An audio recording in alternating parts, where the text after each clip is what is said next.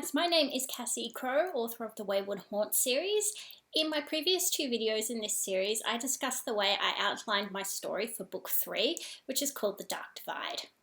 I went through the early phases and goals for my publishing plan and how I tracked my word count to essentially keep me motivated to get the draft finished. And great news, the first draft is completed. I did have a goal to finish by the 31st of March, which would have happened had I not got a new idea in my head at 2 AM that morning. And of course, I applied that idea and changed the entire ending. So in the end, I finished writing the draft on the 6th of April. Not too bad, at least I wasn't months behind. So this video is about a style guide that I have created for the entire series. But first I need to give you some background information about why I needed a style guide in the first place. As I was writing book 3, I realised that I kind of made a big mistake with the series, which was entirely due to lack of experience on my part. I'm a new author and this is my first epic fantasy series. When you write a fantasy series, you're creating an entirely new world.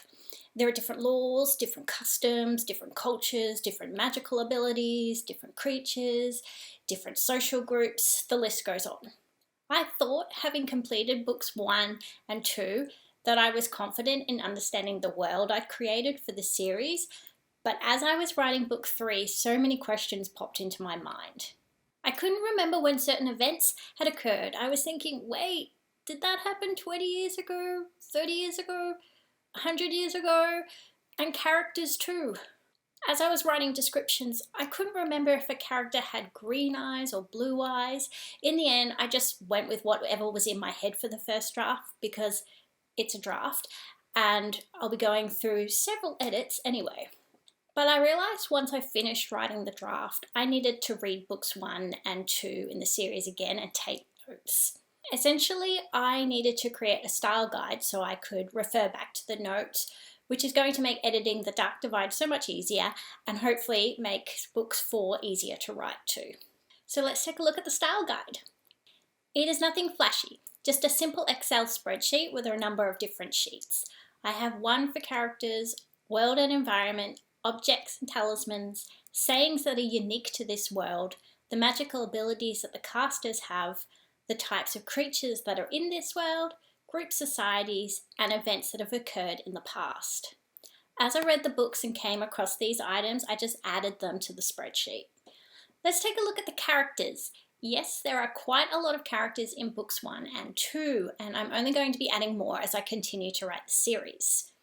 So I've divided it into 5 columns. The first is the character name, so I can check exactly how a name is spelt. The next column is who the character is, so who they identify as being, followed by their magic type. I then have a column for the description of that character, so I can draw on this information rather than scrambling through the books trying to find if this character has blue eyes or has green eyes. I can get that information straight from here. And finally, the last column is the character's history. Where have they been and what have they done? What has happened to the character to make them who they are? So for instance, let's take a look at Jad Arden. Here is his name. This is who he is in the story. This is his magical ability, his description, and his history. Let's take a look at the world and environment. I have listed here the location. So this is every town, city, castle, village, land, or place that has made either an appearance or been mentioned in the first 2 books. They're listed here again so I can check the spelling and make sure I'm using the names of places consistently throughout the series. In the next column, I have a description of that place, which can be a physical description, or if it's only mentioned in the books and the characters don't actually visit, a reminder of what the place is. For instance, Ludovic. The characters never go there, but it's where Jad and Marek were raised together in an orphanage, so the place is important to them, and it's also a reminder to me that this is where these 2 characters come from. Objects and talismans. So I have a column for the name of the item and then a column for the description or explanation as to what that item is. Also in this category, I've included weapons that have been enhanced by sorcery and objects that are a means of transportation. For instance, I have fighter crusaders, which are just fighter jets enhanced with magic. You would think that would be something easy to remember, But when you write book 3 in a series and you wrote the first book 3 years ago, the simplest of things are forgotten. Sayings. So I only have 2 expressions in the books that are unique to this world. I have read many fantasy book series where there are a lot of different sayings and expressions, or even insults.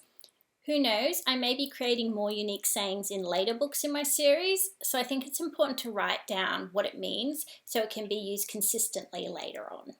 Magic abilities. I have a list of all the magical abilities that casters can have. My first column identifies the name of the magic, and my second column goes into a description of what that ability is. For example, I have a fire wielder, and the ability lists them as being able to control or summon flames or fires. And then I have this additional column called legal or outlawed because in this world, not every magic is accepted by the authorities in charge. So this column essentially just reminds me of which casters are legally accepted, who is hunted, and who is living in hiding. Creatures. There are many strange and wonderful and scary creatures that appear in these books, and I've had a blast creating them all. Some of them are taken straight out of mythology and folklore, and some of them I have made up. I need to be able to remember what the creatures are and what they look like. So I have a column for the name of the creature and then a description of what they are and, if necessary, their history if it's important to the story. So here I have a stagma, and stagmas are dragons. And then I go into a bit of history of how they have been treated in this world. Group societies. So similar to the creature spreadsheet, the first column is for the group name, and by groups I'm referring to any social, cultural or political groups, any organisations, movements or syndicates. And then in the next column I have a description of who they are or what they stand for. And finally, the last sheet, events. So this is the list of all the important historical events that have occurred in this world.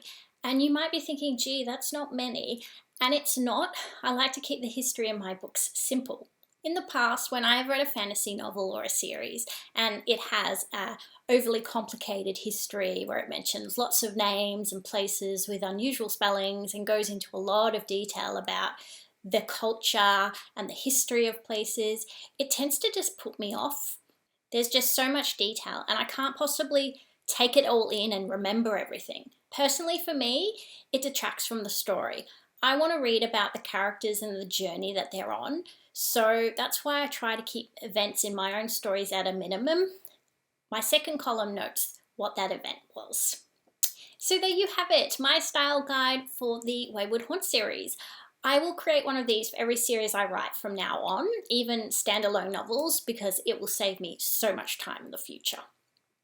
Otherwise, I'm going to be running back to earlier books trying to find the answers, and worse, maybe some of the descriptions and the history and the spellings in my next books won't be consistent, which is probably one of the worst things that could happen for a series.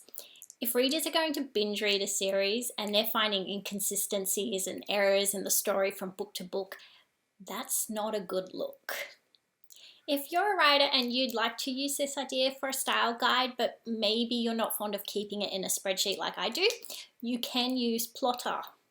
Plottr is a visual book planning software that essentially does everything that I've just described, but also creates a story timeline, helps with your character arcs and scenes, and also automates an outline for you. But it's not free. There is an annual subscription or there is a lifetime plan. Personally, if I can do something myself and I don't have to spend money to do it, then that's what I'll always do, hence my spreadsheet. But if you think Plottr can help you and it's something you are interested in, I have added a link to the website in the description below. So that is it, guys. If you like this video, give it a thumbs up, and if you're keen to see more writing content from this series, click the subscribe button to be notified when a new video is released. Thanks guys, happy reading and writing, see you in the next video.